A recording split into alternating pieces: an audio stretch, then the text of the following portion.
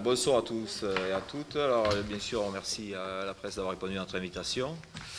Le lieu est symbolique. Bon, on va en dire deux mots. Hein. C'est la ferme de la Torte, située dans un quartier ouvrier, bien sûr, avec à proximité de la Sopal, du groupe Gascogne. Les jardins ouvriers qui jouxtent cette ferme.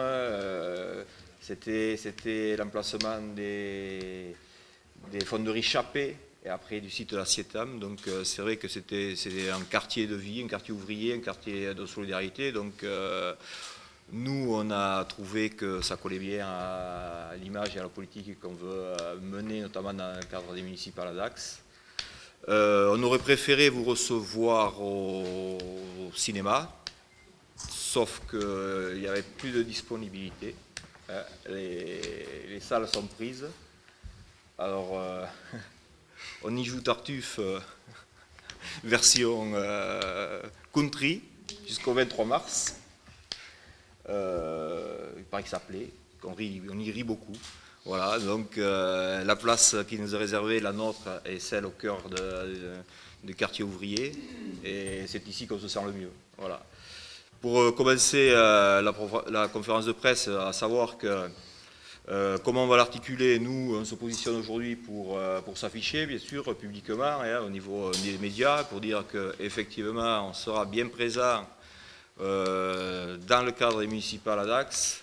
On s'est annoncé très tôt, donc on a travaillé depuis, on a consulté la population, on a été invité par la population à se présenter, donc on part bien sûr déterminé, confiant et avec la lourdeur de la tâche de défendre une politique aujourd'hui qui est à même de répondre aux attentes des concitoyens, notamment dans le cadre aujourd'hui de difficultés, de crise et de souffrance de la population. En introduction, je vais faire une lecture, c'est juste une introduction pour situer un peu la liste, situer le débat politique et les projets qu'on portera. On va pas rentrer en détail, bien évidemment, dans tout le programme, ce serait trop long. On va aborder les thématiques profondes, importantes, les priorités qu'on a définies. Et on se retrouvera pour annoncer tout ça une fois la synthèse terminée et une fois qu'on aura fini notre consultation au niveau de la population et nos visites de quartier. Donc on a prévu de le faire dans le courant de la semaine prochaine, voire en début de semaine d'après.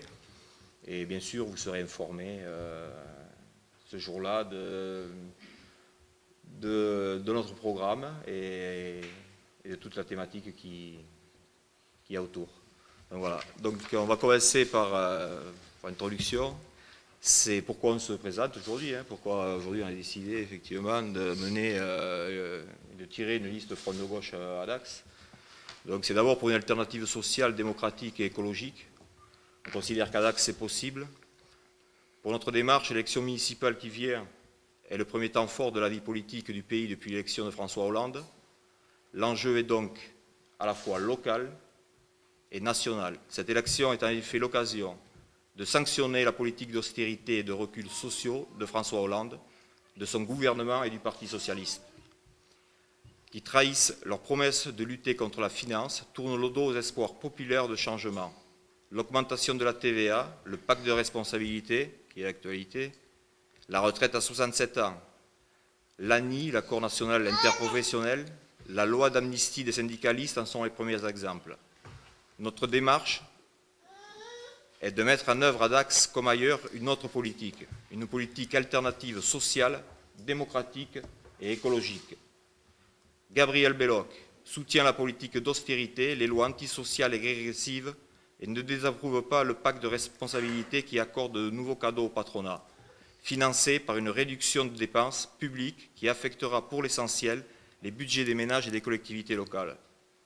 Faire reculer la résignation, le rejet de l'autre et le repli sur soi, nous voulons redonner des couleurs dans la commune et dans l'agglomération en faisant entendre une autre voix, celle qui répond aux urgences écologiques et sociales, par la gratuité des transports en commun, celle qui refuse que les multinationales, partenariats publics-privés s'emparent de nos services publics celle qui veut faire de l'école et de la culture une priorité, celle qui défend la vie de quartier et une véritable démocratie locale. La liste Front de gauche rassemble les forces du Parti communiste français, du Parti de gauche, des alternatifs Ensemble, des militants se réclamant de l'écologie, des citoyens et citoyennes engagés dans la vie syndicale, associative, et tous les quartiers de Dax y sont représentés. Notre liste est la plus jeune de toutes. La moyenne d'âge est de 45 ans. Je pense être aussi le candidat le plus jeune au municipal de Dax. Je suis dacquois depuis trois générations, militant syndical. Je me suis toujours battu pour la défense du service public, pour les dacquoises et les dacquois, pour sportifs, 44 ans, en couple, 2 enfants. Ça, c'est pour la présentation. Après, tout le monde ne se représentera pas, hein, si ça vous intéresse. Enfin, l'austérité n'est pas la solution, mais le problème. Dax figure au triste palmarès d'être l'une des plus pauvres villes du département des Landes. C'est le résultat des politiques libérales menées par les gouvernements successifs. Ils ont mis les collectivités locales au bord de l'asphyxie financière. Le programme que nous proposons est inséparable de la lutte contre l'austérité qui frappe les familles et les collectivités. Pensons la ville autrement pour vivre ensemble. Voilà. Alors, aujourd'hui, sur le programme, bien évidemment, on va parler des comités de quartier. Nous, on va créer des conseils de quartier, c'est-à-dire développer la démocratie participative. Voilà, on vous déclinera les propositions et comment on l'articulera. Ça, c'est une priorité, c'est indispensable aujourd'hui et c'est le fonctionnement propre qui sera mené à être mené dans l'action municipale, c'est-à-dire la consultation des quartiers, construire Dax avec les citoyens.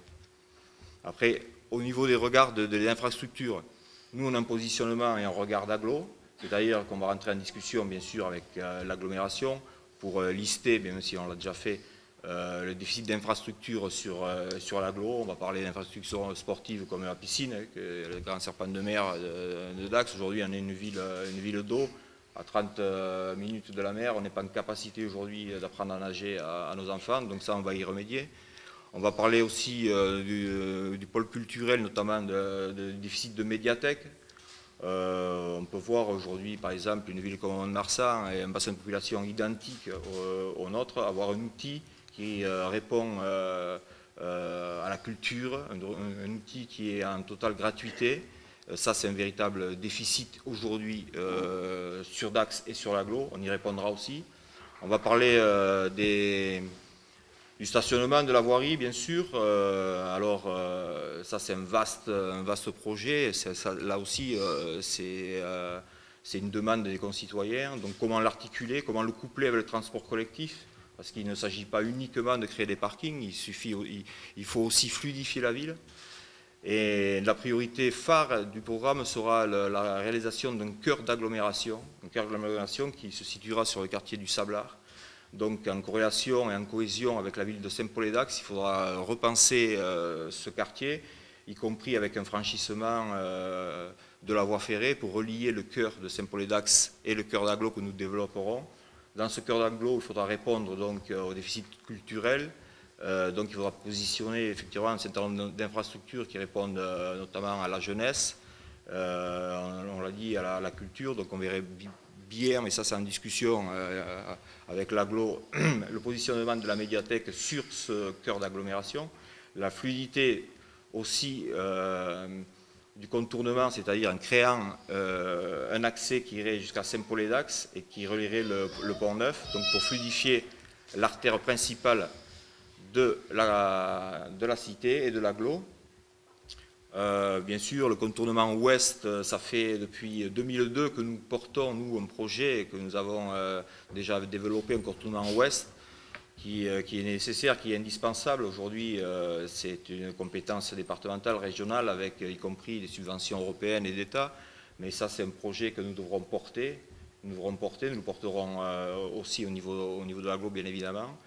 Les HLM, le logement, ça reste la priorité des priorités d'une liste Front de gauche et des aspirations qu'elle veut porter, à savoir bien sûr la rénovation du parc actuel. On se rend compte aujourd'hui que le parc a été laissé à l'abandon et en visitant les quartiers, bon nombre de nos concitoyens se plaignent aujourd'hui et considèrent d'être laissés pour compte de la politique qui est menée actuellement et qui a été menée par municipalités successives. Donc la rénovation du parc HLM, c'est indispensable. Le développement du parc HLM, c'est-à-dire le développement du parc HLM, c'est bien évidemment la création de nouveaux logements qui s'inscrivent dans le type de logement éco-citoyen, c'est-à-dire que nous allons tendre à construire des logements qui répondent aux besoins de la population en lien effectif avec l'écologie. Ça, c'est indispensable. Après, oui, on avait un déficit et une demande forte et des jeunes, notamment sur le café musique qui avait créé beaucoup d'espérance pour les jeunes de la cité, notamment les musiciens. On voit effectivement que le conservatoire de musique et de danse de Dax arrive à saturation. Aujourd'hui, il y a des cours qui sont faits dans des algécos, qui ne répondent plus aujourd'hui à la situation, à la demande de la population, notamment des jeunes de Dax.